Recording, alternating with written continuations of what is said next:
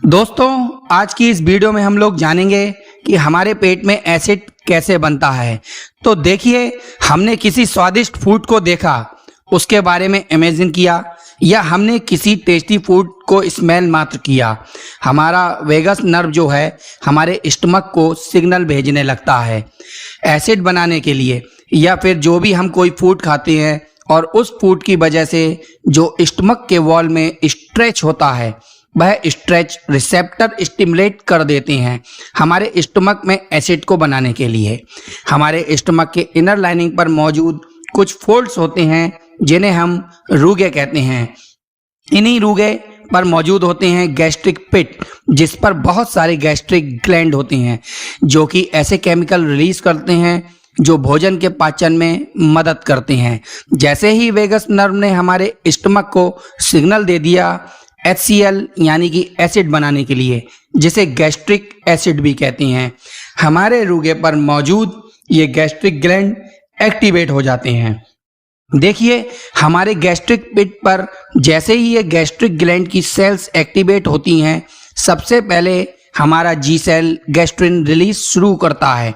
जी cell एक endocrine gland होता है जो अपने सेक्रेशन को ब्लड में रिलीज करता है। देखिए, जैसे ही गैस्ट्रिन रिलीज होता है, ये गैस्ट्रिन इस ECL सेल इंटरक्रोमाफिन सेल को स्टिमुलेट कर देता है हिस्टामाइन को रिलीज करने के लिए। और जैसे ही हिस्टामाइन रिलीज होता है, फिर यहाँ से शुरू होता है हमारे शरीर में एसिड के प्रोडक्शन की कहानी। हिस्टामाइन दरअसल हमारे पैराइटल सेल पर हिस्टामाइन रिसेप्टर होते हैं।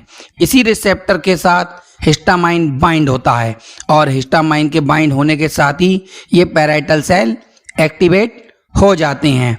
एक्टिवेट होने के बाद तुरंत ही हमारे इस पैराइटल सेल के अंदर हमारे ब्लड से कार्बन डाइऑक्साइड एंड H2O प्रवेश करते हैं।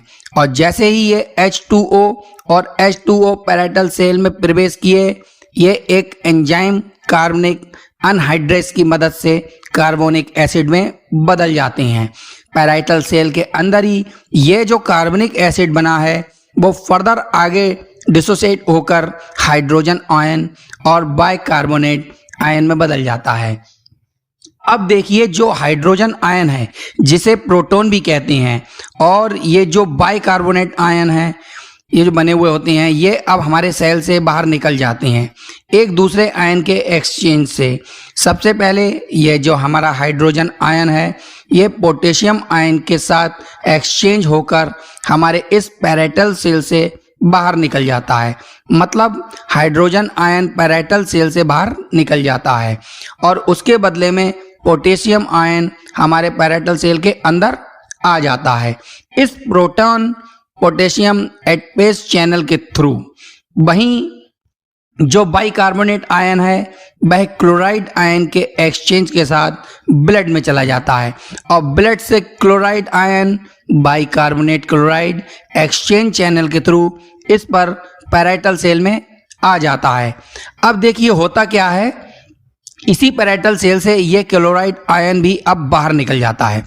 और जैसा कि मैंने आपको अभी बताया कि हाइड्रोजन आयन पहले से ही हमारे पैराइटल सेल से बाहर निकलकर स्टमक में आ जाता है, तो ये दोनों हाइड्रोजन आयन और क्लोराइड आयन आपस में मिलकर HCl यानी कि हाइड्रोक्लोराइड का निर्माण कर लेते हैं। हाइड्रोक्लोरिक एसिड, जिसकी जरूरत हमें भोजन में पाचन में पड़ती है, इसे ही गैस्ट्रिक एसिड भी कहते हैं।